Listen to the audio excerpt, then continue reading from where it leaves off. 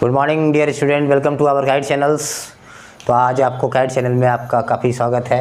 तो आज हम आपके लिए लेके आए हैं आपका अल्कोहल, फिनॉल और ईथर से आपका टॉपिक है ये हाइड्रेशन ऑफ एल्कीन। ठीक है, हाइड्रेशन ऑफ एल्कीन मतलब है कि एल्कीन को हम हाइड्रेट करने जा रहे हैं, मतलब वाटर के साथ रिएक्शन कराने जा रहे हैं और ये वाटर के साथ रिएक्शन करके अल्कोहल में कन्वर्ट होने जा रहा है। ठीक है, वाटर के साथ रिएक्शन करके in presence of acidic medium H+ के प्रेजेंस में ये मीन्स एल्कीन अल्कोहल में बदलने जा रहा है। तो उसी रिएक्शन को आज फोकस करेंगे और उसके मैकेनिज़्म को भी देखेंगे किस तरह से ये रिएक्शन होता है स्टेप बाय स्टेप्स। ठीक है, तो सबसे पहले आज स्टार्ट करते हैं कि हम लोग हाइड्रेशन ऑफ एल्कीन को। आप हमारे चैनल के साथ बने रहिए, बहुत मज़ा आने वाला है। इस लेक्चर को आप देखते रहिए। सबसे पहला बात है कि एल्कीन है। तो एल्कीन हम लोग जानते हैं। सबसे पहले आज ये बताया जाएगा कि आपको एल्कीन दो प्रकार के होते हैं। एक्चुअली हम लोग जो पढ़ने वाले हैं रिएक्शंस एल्कीन, सपोज एल्कीन आप जानते हैं क्या होता है कि इथीन है। ये इथीन का हाइड्रेशन का मतलब है वाटर मॉलिक्यूल के साथ रिएक्शन। वाटर मॉलिक्यूल के साथ रिएक्शन का मतलब है किस मीडियम में, एसिडिक मीडियम H+ के प्रेजेंस में कराया जाएगा, या फिर लिखा रहेगा आपका डाइल्यूट H2SO4। क्या लिखा रहेगा, डाइल्यूट H2SO4। इससे हम लोग H+ ले लेंगे। H2SO4 से क्या आ जाएगा, H+ आ जाएगा। एक्ट एज कैटालिस्ट, जो H2SO4 से H+ आएगा यहाँ पे कैटालिस्ट का काम करेगा, रिएक्शंस करवाएगा, बाद में फिर सुरक्षित वो वापस आ जाएगा।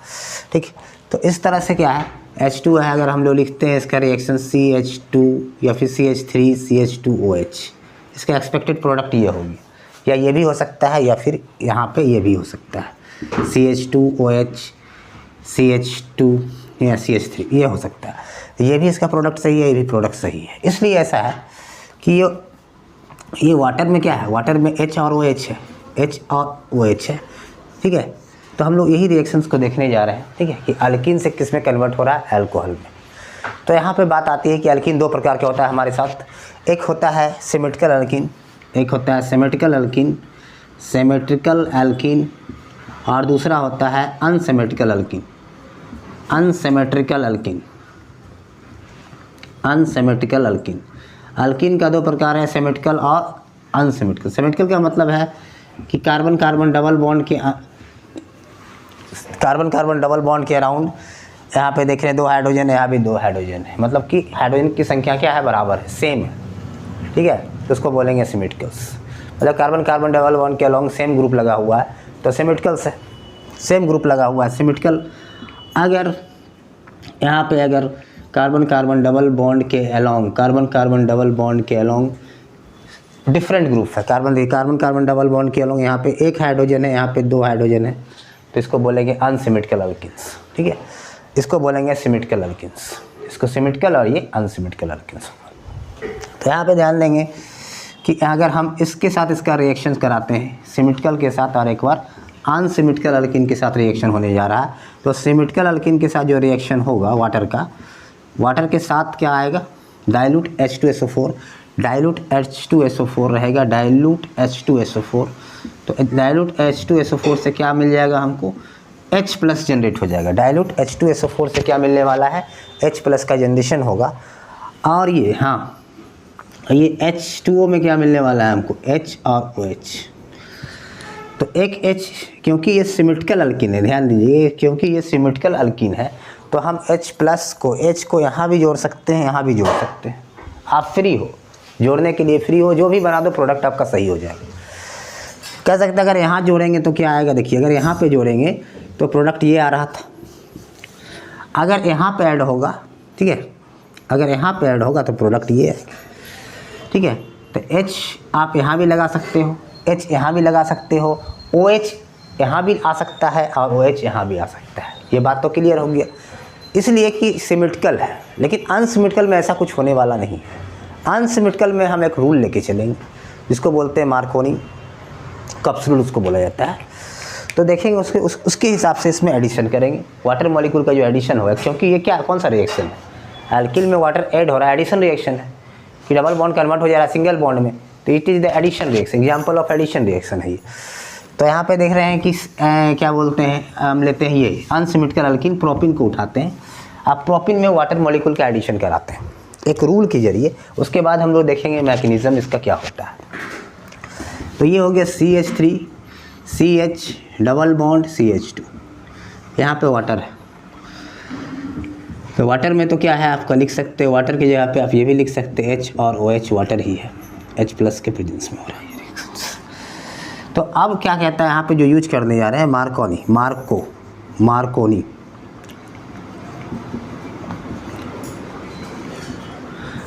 कॉप्स रूल, इसी को बोला जाता है, मार्कोनी कॉप्स रूल को बोला जाता है इसको। तो इसी का यूज करने के मतलब मार्कोनी कॉप्स रूल से परिचित आप लोग पहले से भी हैं। क्या कहता है मार्कोनी कॉप्स रूल कि इसका जो है वो जो हाइड्रोजन एटम यहाँ पे देख रहे हैं, जो हाइड्रोजन एटम है ये डबल बॉन्ड के अलोंग वहाँ पे जाके जुड़ेगा जहाँ पे हाइड्रोजन की संख्या ज़्यादा हो। डबल बॉन्ड के अलोंग यहाँ पे काम जो भी ऑपरेशन होगा यहाँ पे होगा, कार्बन कार्बन डबल बॉन्ड के अलोंग ऑपरेशन होने वाला है। तो ये हाइड्रोजन वहीं जाएगा जहाँ पे ज़्यादा हाइड्रोजन है, OH वहाँ जाएगा जहाँ पे कम हाइड्रोजन है। तो एक्सपेक्टेड प्रोडक्ट क्या हो जाएगा CH3 CH, ये हाइड्रोजन वहाँ आएगा जहाँ ज़्यादा हाइड्रोजन और जैसे ही एक हाइड्रोजन का एडिशन होगा, एडिशन में क्या होता है, सुने डबल बॉन्ड किस में कन्वर्ट हो जाता है, सिंगल बॉन्ड में। तो हमने डबल बॉन्ड को किस में कन्वर्ट कर दिया, सिंगल बॉन्ड में। और यहाँ पे क्या आ गया, OH आ गया। ये इसका सही प्रोडक्ट हो गया, मीन्स प्रोपेन टू ऑल। ये जो हो गया प्रोपेन टू ऑल जो है। और एक कंडीशन और भी हो सकता है, एक कंडीशन क्या है CH3 CH, ये तो रूल कहता है और रूल मैकेनिज्म में अंतर होता है, ठीक है। CH हो गया यहाँ पे CH2 और ये CH2, ये। तो ये प्रोडक्ट आपका डोमिनेट, ये प्रोडक्ट क्या होगा, डोमिनेट। ये प्रोडक्ट इसको क्या करेगा, डोमिनेट करके रखेगा, इसलिए कि अपने आप में ये मेजर है और ये माइनर प्रोडक्ट है। ये मेजर प्रोडक्ट है, हम लोग दिखाते हैं किसको, मेजर प्रोडक्ट को, एस्टेबल प्रोडक्ट को, जो ज़्यादा मात्रा में बनता है उसको बोलते हैं मेजर प्रोडक्ट, एस्टेबल प्रोडक्ट। तो ये दोनों के कंपेरिजन में ये क्या है, एस्टेबल है, ये लेस एस्टेबल है, ठीक है। तो हम लोगों को किसके साथ किसको लेके चलना है, एस्टेबल प्रोडक्ट को लेके चलना है, मेजर प्रोडक्ट को लेके चलना है। तो ये प्रोडक्ट को लेके चलना है, इसको लेके चलना है। तो ये बात तो क्लियर हो गई कि मार्कोनी कॉप्स रूल के अलावा हम इसका एडिशन करेंगे। मतलब अगर आपके पास आ गया सवाल तो आप इससे बना सकते हो, ठीक है।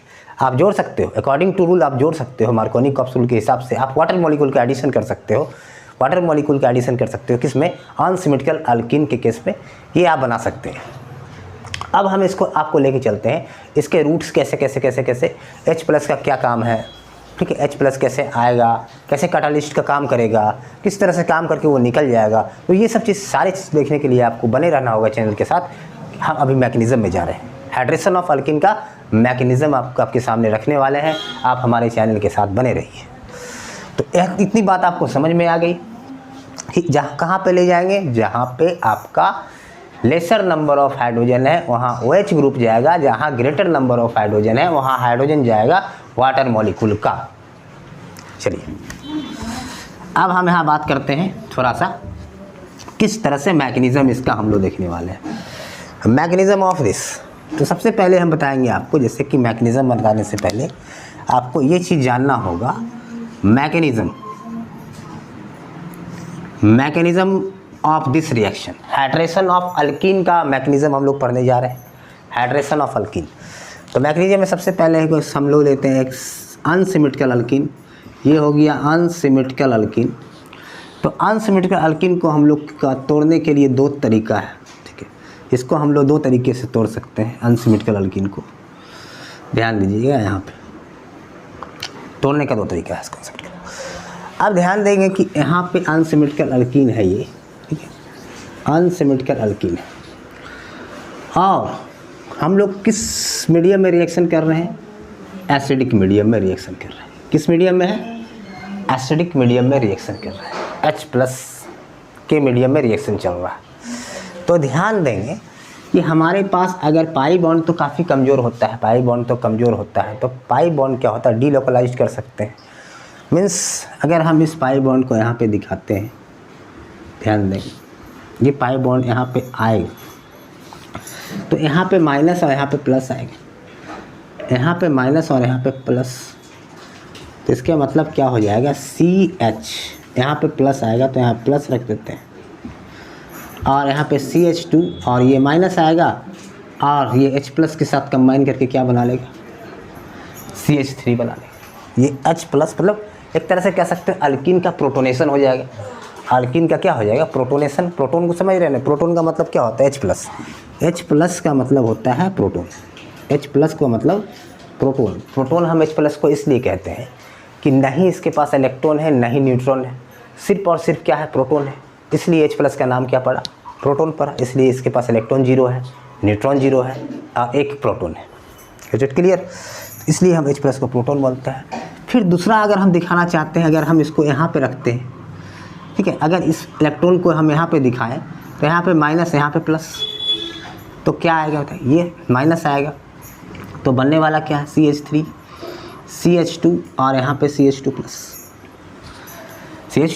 अब ध्यान देंगे कि हमारे पास दो चीज़ बना, इंटरमीडिएट बना है। दोनों क्या बना है, इंटरमीडिएट। को क्वेश्चन में पूछ दिया कि ड्यूरिंग आपका हाइड्रेशन ऑफ अल्कीन का मैकेनिज्म के दौरान इंटरमीडिएट क्या बनता है, क्या बनता है, कार्बोकेटाइन का फॉर्मेशन होता है।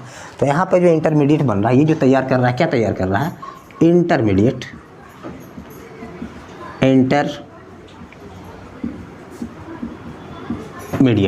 क्या बन रहा है, ये इंटरमीडिएट तैयार हो रहा है। इंटरमीडिएट क्या तैयार हो रहा है, इंटरमीडिएट का नाम है कार्बोकेटाइन। इसी को क्या कहते हैं हम लोग, कार्बोनियम आयन के नाम से भी जानते हैं। कार्बोनियम आयन के नाम से भी जाना जाता है ये चीज़, या तो कार्बोकेटाइन या फिर कार्बोनियम आयन के नाम से इसको जाना जाता है। तो ये तो बात हो गई, इंटरमीडिएट हमारा तैयार हो गया। अब हम आपको पढ़ा के भी रखे हैं, बताया भी है, ठीक है, कि स्टेबल कार्बोकेटाइन, या फिर आप जानते भी होंगे इस चीज़ को, स्टेबिलिटी ऑफ कार्बोकेटाइन कैसा, क्या ऑर्डर था, कार्बोकेटाइन का स्टेबिलिटी ऑर्डर क्या था, 3 डिग्री, 2 डिग्री, 1 डिग्री। तो यहाँ पे ज़रा सा चेक करते हैं कितना डिग्री बना, ये कितना डिग्री बना।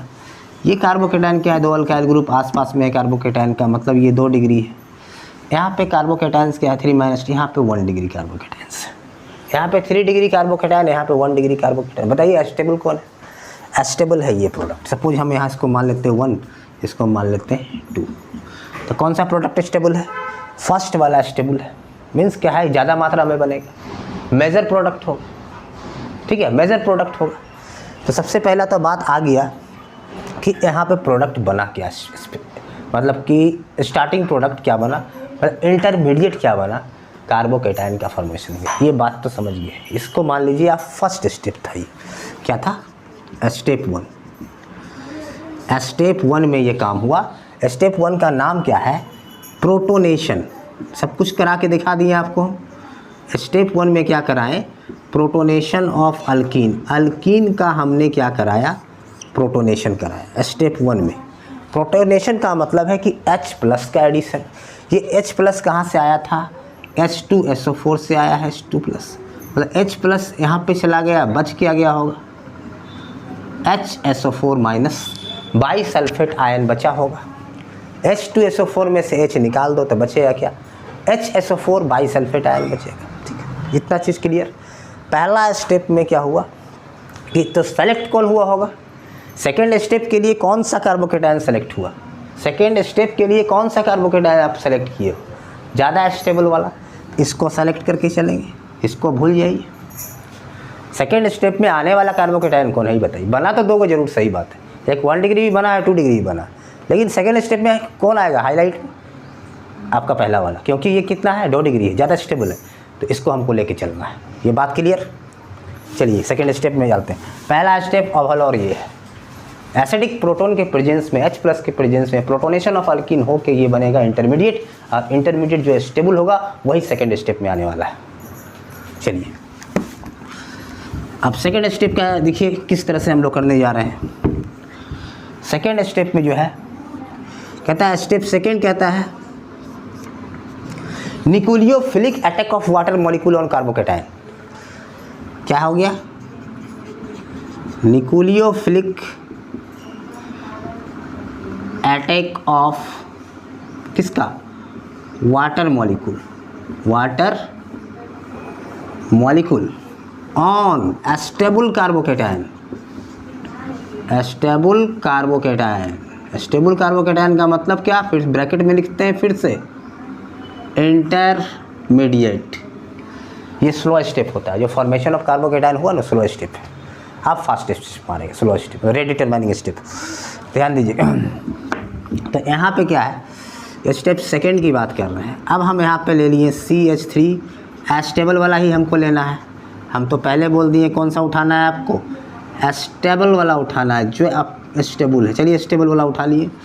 अब कहता है वाटर मॉलिक्यूल्स, जानते हैं आपकी वाटर मॉलिक्यूल ऐसा होता है, वाटर मॉलिक्यूल कुछ ऐसा होता है, ठीक है। तो CH3, CH2 और यहाँ पे होगी आपका CH3, ठीक है। तो ये देख लीजिए ये क्या होगी आपका, कितने डिग्री है, 3 - 2 डिग्री। जो स्टेबल वाला बना था इंटरमीडिएट, उसको उठा लिए हम सेकेंड स्टेप में। अब कहता है वाटर मॉलिक्यूल की, हम ये वाटर मॉलिक्यूल का जो क्या है, न्यूक्लियोफाइल है, nucleophilic attack of water molecules, nucleophilic attack of water molecules on the carbocation, carbocation पे जाके ये अटैक कर देगा। तो चलिए अटैक करने के बाद यहाँ पे अटैक कर रहा है कार्बोकैटायंस पे, ठीक है। तो अब बना क्या इसका, ऐसा होने के बाद बना क्या, ध्यान दीजिए। ऐसा होने के बाद हमारा ये बना, ये सेकेंड स्टेप में बना। देखिए सबसे पहले है कि न्यूट्रलाइज तो हो गया ये H, यहाँ पे O आ गया, यहाँ पे H और यहाँ पे H। क्योंकि यहाँ से इलेक्ट्रॉन चला था, खिंचाया था, तो यहाँ पे क्या आएगा, प्लस आएगा।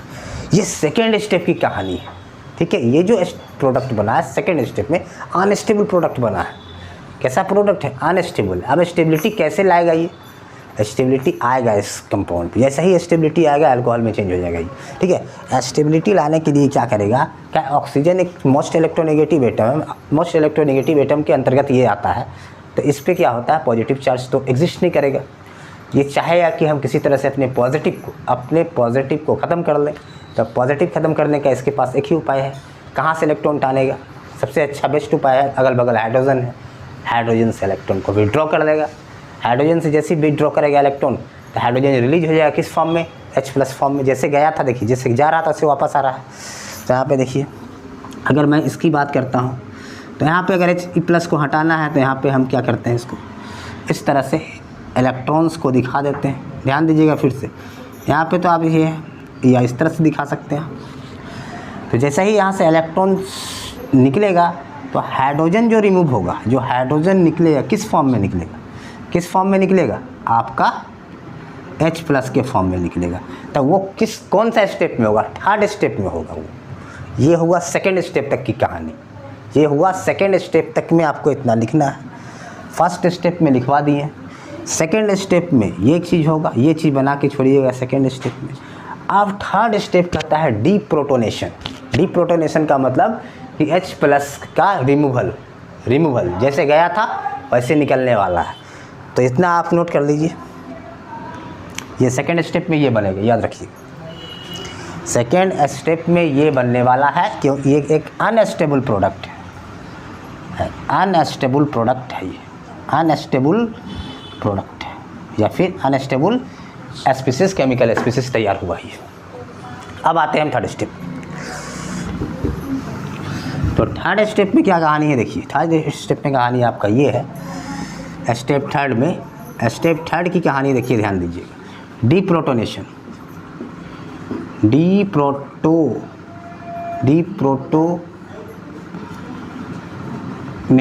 डीप्रोटोनेशन का मतलब आप लिख सकते हैं removal of H+, removal of H+ का रिमूवल होगा। तो हम लिख लेते हैं CH3, CH3O, CH2 और ये प्लस, ठीक है। तो रिमूवल फ्रो प्लस यहाँ से निकल गया ये, ठीक है। ये पॉजिटिव ख़त्म हो गया, क्या बन गया, ध्यान दीजिएगा।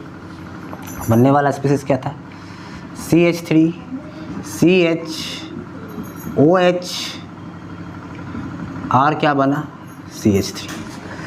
निकला क्या यहाँ से, -H+ के फॉर्म में निकल गया, -H+ के फॉर्म में निकल रहा है, बन गया आपका। देखें क्या बना, रूल से भी बन रहा था, मैकेनिज्म से भी बन रहा था, प्रोपेन-2-ऑल।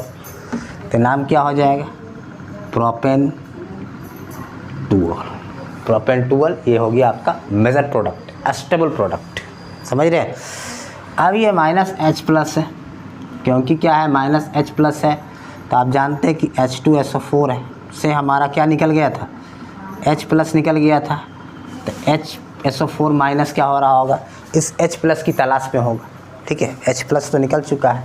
अब जैसे ही H+ देख रहा होगा आसपास, दोनों कंबाइन करके क्या बना लेगा, H2SO4। जिस तरह से गया था उसी तरह से वापस आ गया सुरक्षित। तो ये हो गया आपका mechanism of hydration of alkyne का ये मैकेनिज्म हो गया, परफेक्ट मैकेनिज्म हो गया। सवाल पूछा जाता है, 100% पूछा जाएगा सवाल मैकेनिज्म से, ये जान लीजिए। बोर्ड में तो खास कर इससे सवाल होते हैं, CBSE बोर्ड्स में, और आपका कंपटीशन में भी इसके मैकेनिज्म से सवाल पूछा जाता है। अब रूल से सवाल, रूल और मैकेनिज्म में अंतर है। रूल तो कह दिया कि चलो यहाँ पे लगा दीजिए, लेकिन मैकेनिज्म आपको ये भी बताया ना कि ज़्यादा स्टेबल प्रोडक्ट कौन है, वो नहीं बता पा रहा था। ठीक है, ज़्यादा स्टेबल कौन है, तो मैकेनिज्म में ये फ़ायदा होता है। मैकेनिज्म 100% सही होता है, रूल कभी कभी फेल भी हो सकता है। ठीक है, तो यहाँ पे देखिए ये, अब हम देखते हैं, मान लें कि कुछ क्वेश्चंस लेके चलते हैं। जैसे मान लें कि हम यहाँ पे ले लिए CH3CH double bond CH2, A हो गया, ये B हो गया। मान लें CH3 ले लिए, यहाँ पे C है, CH3CH2। ठीक है, अब कह रहा है कि ये दोनों में क्या होगा, दोनों का हम हाइड्रेशन कराएंगे। सपोज यहाँ पे दोनों में स्टेबल कार्बोकेटायन कौन तैयार करेगा, पहले ये देखिए। दोनों में ये अगर कार्बोकेटायन तैयार करेगा, ये भी तो जस्ट बताए हैं कैसा कार्बोकेटायन तैयार करेगा। ये इंटरमीडिएट कैसा तैयार करेगा, एक ऐसा तैयार करेगा जो कि काफ़ी स्टेबल होगा। किसके प्रेजेंस में, H+ के प्रेजेंस में।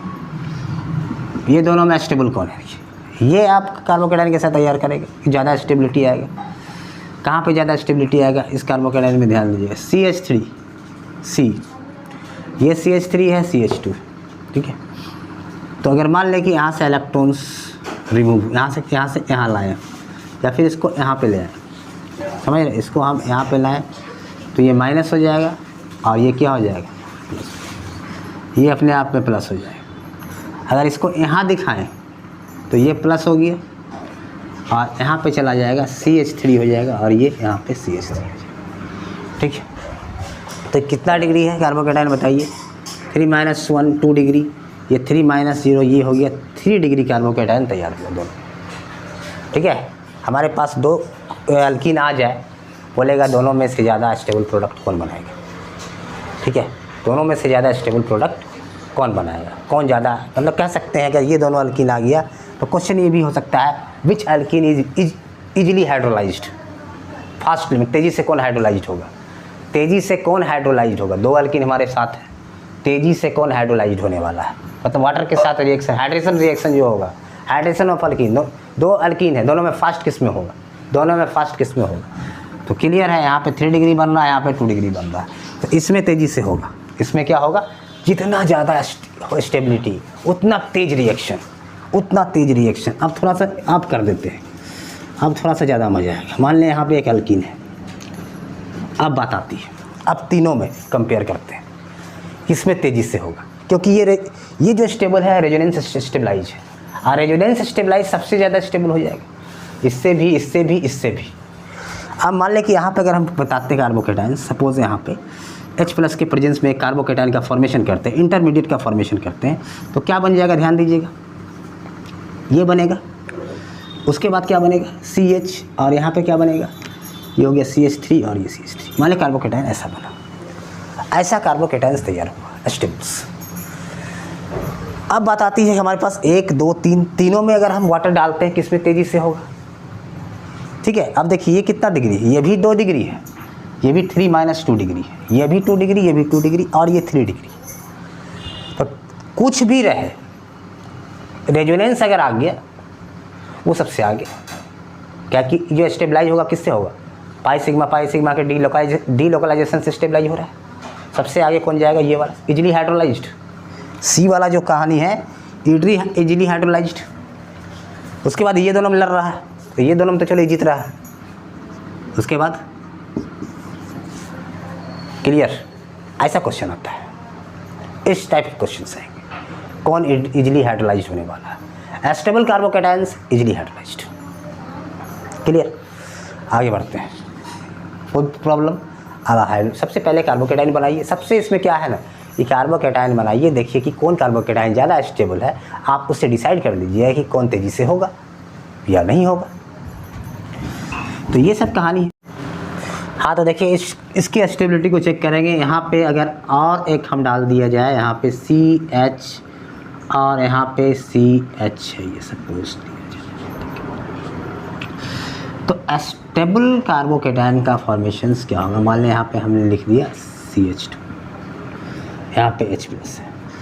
तो A और B अगर कहता है कि दोनों में हाइड्रोलाइसिस कराया जाए, इसमें और इसमें, तो किस केस में हाइड्रोलाइसिस रेट फास्टर होगा, किस केस में हाइड्रोलाइसिस रेट फास्टर होगा।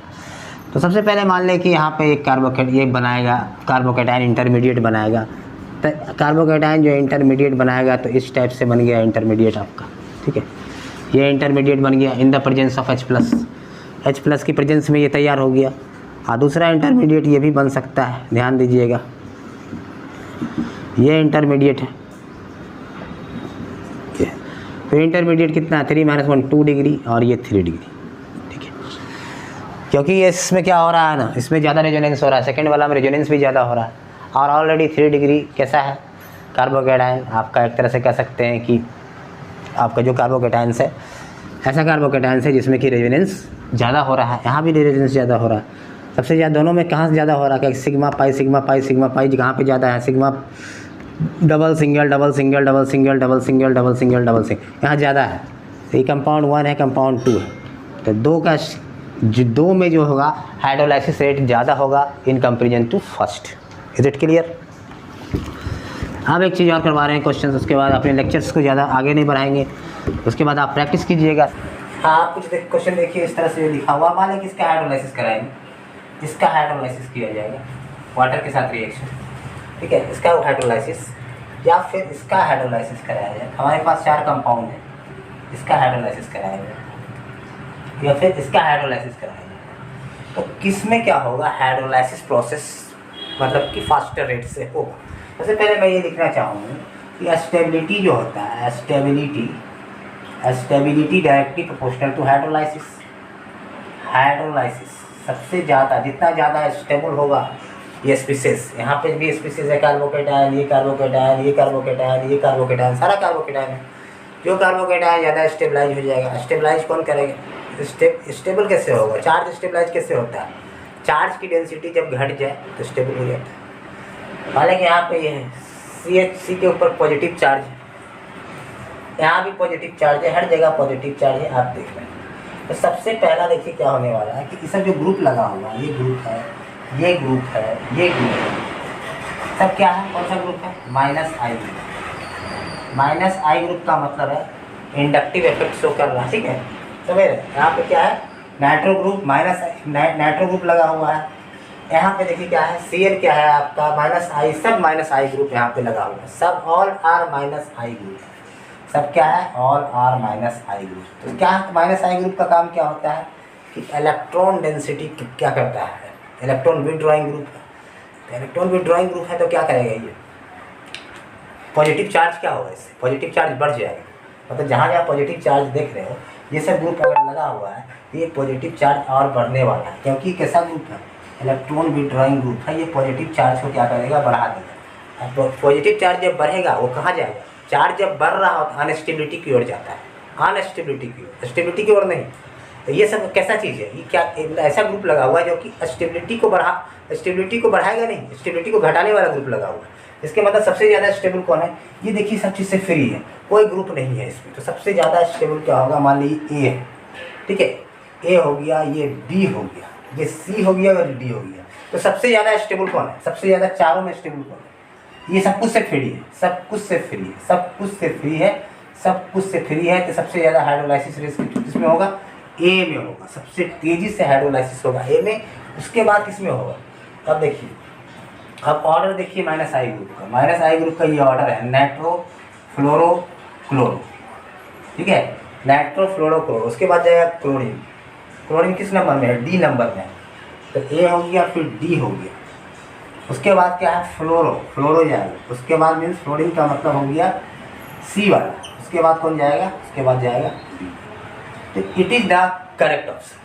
ठीक है, ये करेक्ट अरेंजमेंट हुआ कि सबसे पहले वही जाएगा जिसका कि चार्ज जो होगा, चार्ज डेंसिटी कब कर्व के टाइम में पॉजिटिव चार्ज का डेंसिटी घट जाएगी। सबसे कम डेंसिटी कहाँ पे दिख रहा है आपको? ठीक है, ये सब क्या कर रहा है ना कि पॉजिटिव चार्ज को बढ़ावा दे रहा है, पॉजिटिव चार्ज को बढ़ावा दे रहा है, मतलब और पॉजिटिविटी को बढ़ा दे रहा है, मीन्स स्टेबिलिटी को घटा दे रहा है। पॉजिटिव मतलब चार्ज बढ़ेगा तो स्टेबिलिटी क्या हो, डाउन। किसी भी स्पीसीज पे चार्ज आ गया तो स्टेबिलिटी वो अनस्टेबिलिटी की ओर जाता है, ये जान लीजिए। तो ये सारी चीज़ मैंने आज आपके सामने रखा, ठीक है। इसके बाद मैं आपको ये नेक्स्ट को मैकेनिज्म लेके आएंगे, नेक्स्ट लेक्चर लेके आएंगे ऑर्गेनिक का। तो अगर आपको ये सारी चीज़ समझ में आया होगा, क्लियरली समझ में आया होगा, तो अपने दोस्तों को शेयर कीजिए, अपने फ्रेंड को शेयर कीजिए, उसको भी जानने का मौका दीजिए, उसको भी समझने का मौका दीजिए, और आप सब्सक्राइब जरूर करें। Thank you.